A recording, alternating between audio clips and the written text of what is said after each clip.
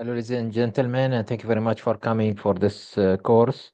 We're talking about Introduction to Resilience Economy, and we are talking today about how this resilience economy can work in uncertain times. Now, through actually understanding that we cannot control uncertainty, especially in times of instability like the world we're living today, we can notice that we can at least access the current situation and start to understand the current situation and analyze it from different perspectives, whether these perspectives can be from environmental point of view, from income point of view, from challenges, from community assets and so on. And then we prepare the worst case scenario. Then number three, we start to break the goals towards building a tolerant and resilient communities, and then we improve actually our or optimize our constraints so that we come with a type of absorption for any type of stress. Now, this is maybe can be seen usually in debt stress, for example, where it is both financial and non-financial.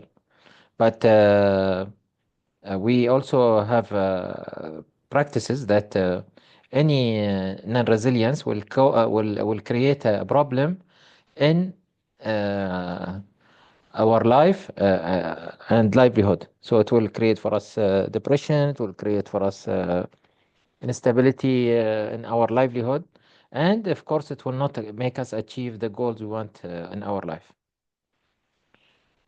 Now, to avoid uncontrolled uncertainty and instability, we should not deny the reality. We should actually avoiding things. Well, rather, we should either compete or accommodate things, and then we start to collaborate to solve problems. Because denying the reality means we are gonna go into paralysis with doing nothing, and this is the worst situation we can be in to become non-resilient or rigid. And rigidity will break us. It will create for us problems. So you either deal with consequences or you're gonna start to be having a paralysis.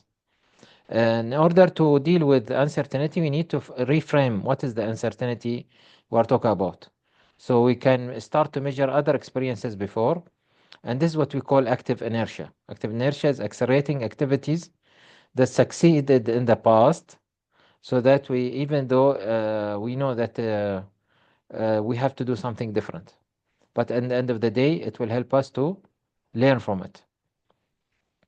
And this is why we say that in cases of uncontrolled uncertainty, we will have instability in many areas or many sectors. For example, in refugees, we can see that not having a safe haven for them as a vulnerable group, they will cannot reinvent the level of their camps, and they will become more dependent instead of being independent.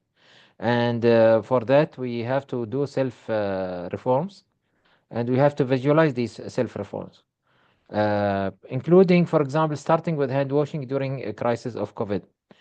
These small things can help the community to be more independent of resources or directions, and also it will help us to build the resilient camps that react, realize, and resolve problems themselves. This is why we say always that we should always watch the line of curiosity. Where are we today? For example, once we start to accept the problem and interact with the problem, we start to get the awareness of the related relation to the problem.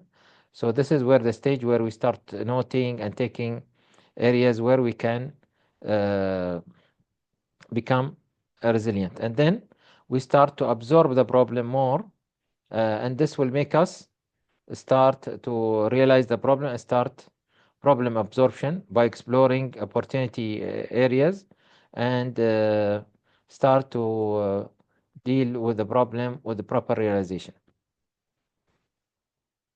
Now, managing priorities need capacity for dealing with the surprising events. It means that we start to observe the problem, we prepare ourselves towards this problem, and we pay attention to the challenges of the problem. Means we start to be living and accepting that we are living in uncertain times, uncertain life, which means dealing with the probability of the future also, not only of today.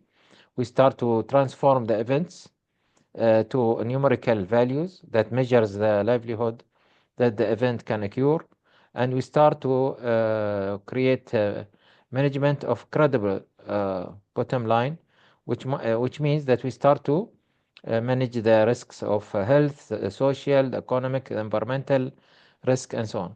And this will create for us what we call the formula of risk, which is we manage the probability multiplied by severity. And this formula of risk, we have to embed it in our mindset because it will keep us give priority for the probabilities that we need to manage and appreciating the severities we are avoiding.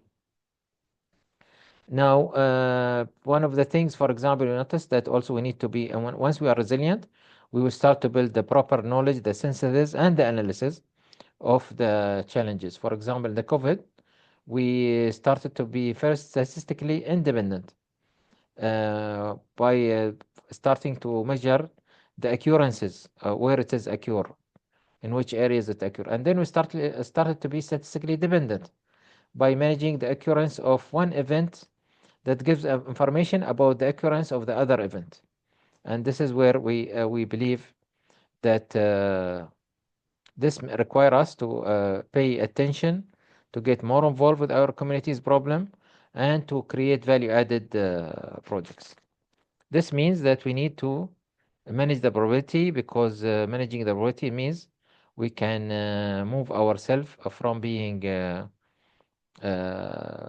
V-shape or to be U-shape spillovers or minimize it to be I-shape.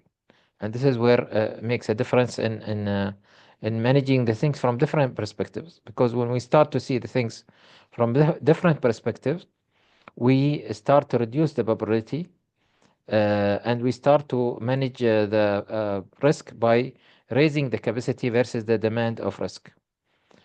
If we continue to deal with the supply versus demand, our risk will continue to increase. But if we start to use capacity versus demand in our formulas in life and dealing with things, then our capacity will be more self-sufficient. We can manage physical and mental stress in a proper way, and we can manage livelihood. Now, for that, we believe that embracing surprises train our brain to be for readiness. It will help us to manage our uncertainty, ambiguity, and change in a proper way. Now, for that, we believe is that complexity of the pandemic is beyond just talking about no vaccine or it is not suitable drugs. Actually, the consequences of the disease is part of the complexity of the pandemic because it creates for us more anxiety and the need for lockdown, and of course, this affected our mental well-being and make us have to live with uncertainty. In order to manage challenges and complex problems like COVID, we need to spend more time for preparedness. We need to save our expertise. We need to start to borrow some practices, and we need to plan properly. And this means that we need to be realistic and when we solve any problems. I think we'll stop with you here and we'll continue with you next time. Thank you very much.